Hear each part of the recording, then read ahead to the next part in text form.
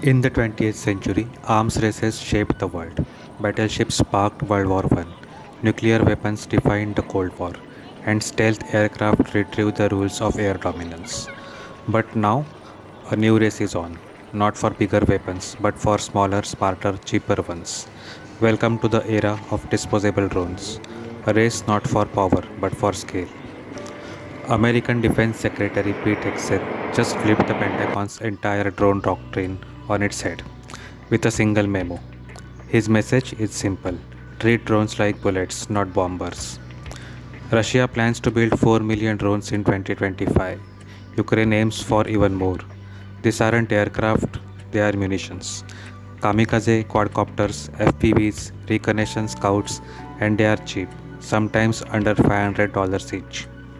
Meanwhile, American soldiers are stuck using procurement systems built for F 35 jets, a decade to develop, a fortune to deploy. Bureaucracy at every step. That ends now.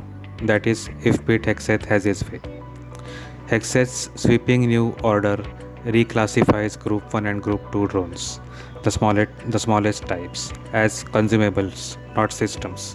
That means no more layers of approval.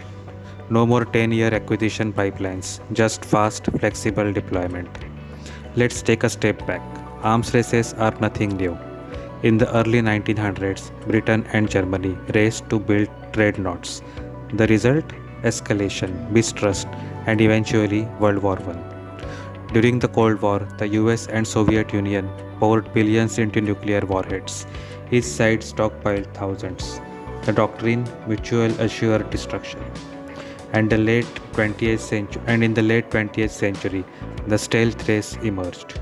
Invisible planes, radar evading tech, but always, the goal was quality over quantity, power over price. This time it's different. The new arms race favors quantity over quality. The side that can produce, deploy, and sacrifice millions of drones wins. It's not about perfection, it's about presence. Hexet's memo resorts, Hexet's memo rests on three radical changes. The first, industrial muscle. He wants drones made by Americans, at home, at scale, and at speed. Buy American, the memo reads. Advance purchase contracts, direct loans, public private partnerships. The goal? Millions of low cost drones designed by the country's best engineers and AI specialists. The second pillar is process reform. In the past, even small drones needed the same certification as F-22s. That's insane. From now on, small drones will be treated like grenades, not jets. Forgets NATO standards for billion-dollar fighters. These drones are meant to fly and die, and then fly again. The third pillar is training. By 2026, every US Army squad must carry one-way attack drones. By 2027, drones versus drone battles will be standard in training drills. No more range restrictions, no more red tape, just adaptation, innovation, execution. In Ukraine, drones have rewritten the rules of engagement. FPVs drop grenades into tank hatches. Tiny quadcopters spot artillery targets with terrifying accuracy. Some reports say 70% of Ukrainian battlefield casualties this year are drone related. Meanwhile, in the Pacific, the US faces China, a drone superpower in its own right. Chinese companies dominate the global market. DJI, Ehang, Autel, and many Western military drones rely on Chinese made parts, batteries, chips, sensors. Hexet's message that ends now. Every branch of the military must stand up dedicated drone units.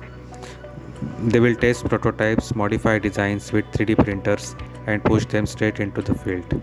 No more PowerPoint war games, but real world impact. The Pentagon's Replicator initiative, launched in 2023, aimed to push thousands of autonomous drones to the front lines. But progress has been slow, tangled in red tape. Hex's memo lights a fire under it.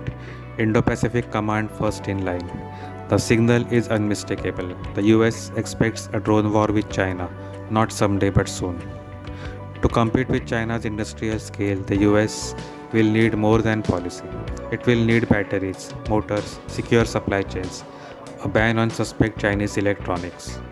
That's where Executive Order 14307 comes in, signed by President Trump in June. It opens new funding streams for drone startups and defense innovation, a green light for industry. The new strategy also embraces frontline improvisations. Troops are now encouraged to MOD drones in the field, hack a flight controller, add a thermal cam, 3D print a new rotor. If it works, fly it. If it crashes, rebuild it fast. Military made drones built from blue list parts can skip heavy certifications. The battlefield becomes a laboratory, war becomes a workshop. This mindset shift is seismic. For decades, UAVs were treasured, protected, slow to deploy. Now they are ammunition with wings. Use them, lose them, replace them. There are risks, of course. Small drones are vulnerable to jamming, easy to shoot down. But when you are fielding thousands per day, attrition isn't a bug, it's a plan. The revolution is easier said than done. Ukraine's garages and startups build 200,000 drones a month. The US isn't close to that yet. American manufacturers must scale fast and without Chinese parts. That means new supply chains, domestic battery factories, AI integration, cybersecurity. And it means rewriting the culture of defense procurement. Speed must trump perfection, agility must beat tradition. The Pentagon has been burned before. Remember the failed drone surveillance programs of the 2000s or the Chinese spyware scandals hidden in off the shelf electronics. Hex's gamble is bold. Trust the troops, trust the tinkerers, and trust the factories. Move fast or fall behind. Arms races have always shaped geopolitics. Battleships built empires, nukes forged superpowers, stealth jets won airspace. Now drones, cheap, fast, swarming drones, may decide the next war. Not just in the skies of Ukraine or the waters of the Pacific, but in the factories, 3D print farms, and AI labs of America. The Pentagon is changing, the bureaucracy is bending, the gloves are off. Pete Hex's message is clear: stop treating drones like prized possessions, start treating them like ammo. This is the next big arms race, and it won't be won with a few perfect machines, but with millions of good enough ones. Now, the real question is, can America really build drones at mass and at cheap rates the way countries like China, India, or Vietnam can? Thanks for watching. If you found this breakdown insightful, don't forget to like, subscribe, and comment below. What do you think? Will America win the drone race? Or is the advantage slipping away? Let us know.